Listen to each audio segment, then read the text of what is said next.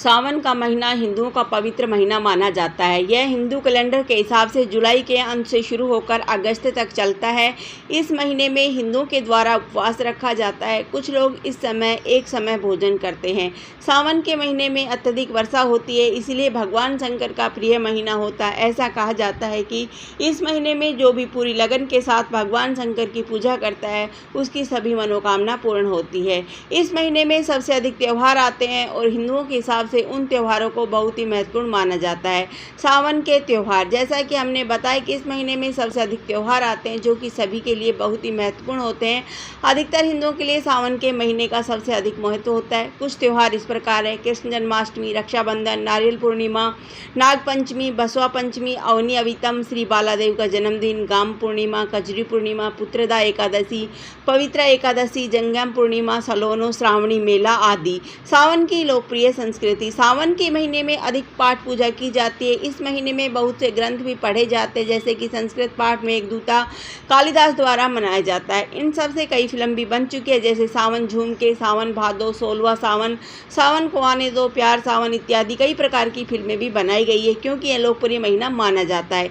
हिंदुस्तानी शास्त्रीय संगीत में भी सावन का बहुत ही अधिक प्रयोग किया जाता है। बहुत से गानों के लिए, संगीत के लिए सावन बहुत ही प्रचलित है, जैसे कि बरसात के मौसम के दौरान राधा कृष्ण। साथ ही बॉलीवुड गीत में भी सावन का बहुत ही अधिक प्रयोग किया गया है, जैसे कि सावन की ऋतु है, सावन की महिमा, पवन करे शोर इत्यादि और भी कई प्रकार के संगीत बॉलीवुड गीत बनाए गए हैं। जहां पर मांसाहारी भोजन किया जाता है, लेकिन सावन में वहां पर भी शुद्ध शाकाहारी भोजन किया जाता है, जैसे गोवा, महाराष्ट्र, कर्नाटक इत्यादि जगह पर शाकाहारी भोजन को महत्व दिया जाता है। ऐसा इसलिए भी किया जाता है क्योंकि ऐसा कहा जाता है कि मानसून के मौसम में समुद्री भोजन प्राप्त करना बहुत ही मुश्किल सा हो जाता है, और ऐसा भी कहा जाता है कि इस अवधि के दौरान सबसे ज़्यादा मछली पाई जाती है। जो इस महीने में मछली पकड़ते हैं, उनकी सबसे ज़्यादा वृद्धि होती है, इसीलिए इस महीने में सबसे अधिक शाकाहारी भोजन को महत्व दिया जाता है।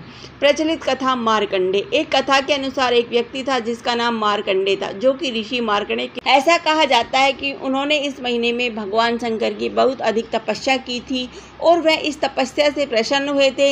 इसकी वजह से मार्कंडे महादेव से लंबी आयु का वरदान प्राप्त किया था।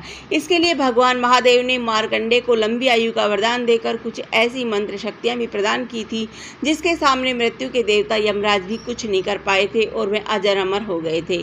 प्रचलित कथा 2, समुद्र मंथन। पौराणिक कथा के अनुसार एक कथा और प्रचलित है। इस महीने में देवता और राक्षसों के बीच समुद्र मंथन किया गया था, जिसमें से अमृत प्राप्त हुआ था। इसके पश्चात विष भी निकला, लेकिन जब उसमें से अमृत निकला तब देवताओं को बहुत ही चिंतन हो गया था और वह अगर ये अमृत राक्षसों को मिल गया तो वह अजर अमर हो जाएंगे। इसलिए भगवान विष्णु के पास गए और उन्होंने इस समस्या का समाधान करने के लिए कहा। तत्पश्चात विष्णु जी भगवान शंकर के पास गए और उनसे विनती की कि वह उस विष को खुद ग्रहण कर जाए। तत्पश्चात भगवान शंकर ने पूरा का पूरा विष अपने कंठ में समा लिया। इसलिए भगवान शंकर को नीलकंठ भी कहा जाता है। और भगवान विष्णु ने स्त्री का रूप धारण करके अमृत का सेवन देवताओं को करवाया और उन्हें अमर होने का वरदान मिला। सावन का महीना कैसे मनाया जाता है, आइए जानते हैं। सावन का महीना मनाने का तरीका, लोग किस तरह से शिव भक्ति में लीन हो जाते हैं। सावन के महीने में लोग शिव जी की पूजा करते हैं। शिव जी पर दूध, जल, बेलपत्र, भांग, धतूरा इत्यादि चढ़ाते हैं और उनकी आराधना करते हैं।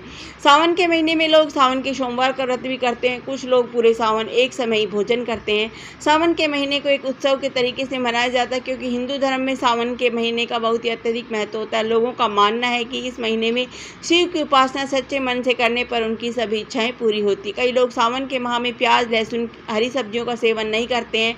पूरा एक महीना सात्विक जीवन जीने का प्रयास करते हैं। निष्कर्ष, सावन का महीना बहुत ही महत्वपूर्ण और खुशहाली देने वाला होता है। इस महीने में चारों तरफ हरियाली छा जाती है, क्योंकि बारिश रहती है और पूरे महीने में इसी वजह से ऐसा प्रतीत होता है मानो धरती ने कोई हरी चादर ओढ़ रखी और वह बहुत ही सुंदर प्रतीत होता है। सावन के महीने को बहुत ही शुभ माना जाता है। धन्यवाद। जय हिंद।